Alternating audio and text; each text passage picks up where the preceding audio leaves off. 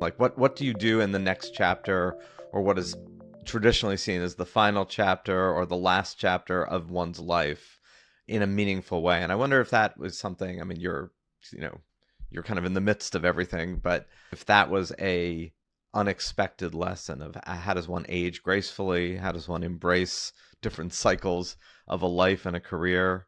I mean, that certainly occurs to me, but I'm wondering if any of that became more palpable for you as you were writing the book.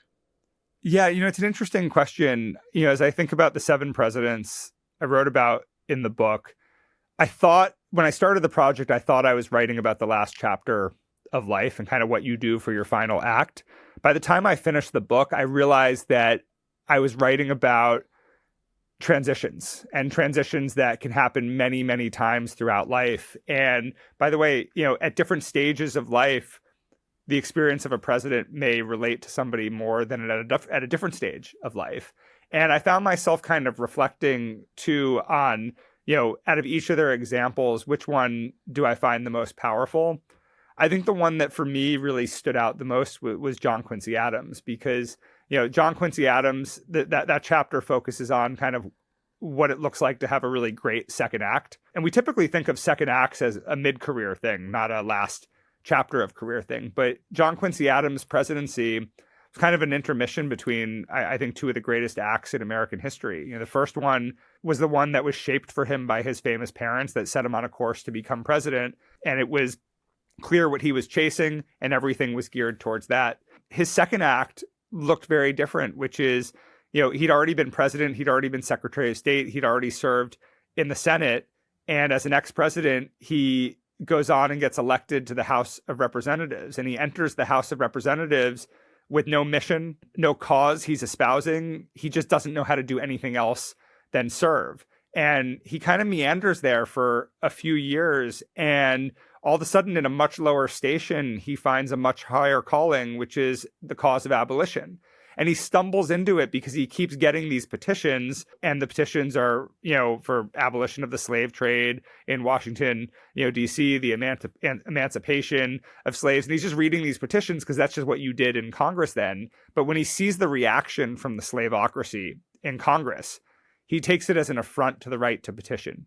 And abolition at the time in the 1830s, early 1830s, was seen as a real fringy issue. But the right to petition was something very principled for him. And so the more they tried to stand in the way of the right to petition, the louder he got about it. The louder he got about it, the more people kept sending the petitions in. And what I find so remarkable about his story is he just wakes up one day and realizes two things. One, he's an abolitionist.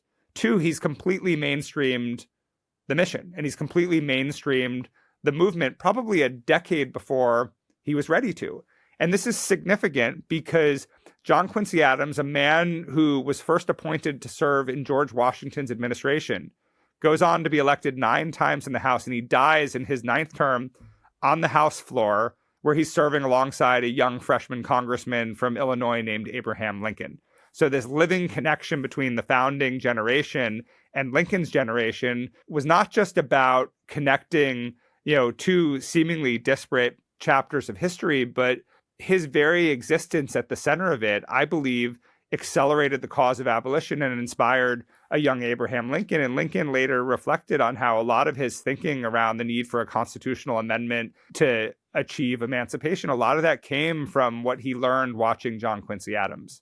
Well, thank you for the book, Jared. Again, it's probably going to be a little while before we reflect again on a post-presidency, other than Obama and George W's and Clinton's as well. But I mean, Bill Clinton's, I don't know how much more of a chapter there is to write, if one were going to write a chapter about that. But I think this idea of what do you do about transitions, as you talked about, is quite potent.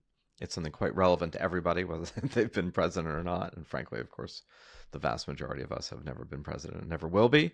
But this question of how do you transition from one identity to another, how do you do so with grace and with equanimity, and also with service, is something I think is quite relevant, and a reminder of also what our political process should be, other than what our political process often is. So go buy the book. It is well worth reading for those of you who want to read it, given this conversation, Life After Power, and it has just been published. So thanks, Jared. Thanks, Zachary.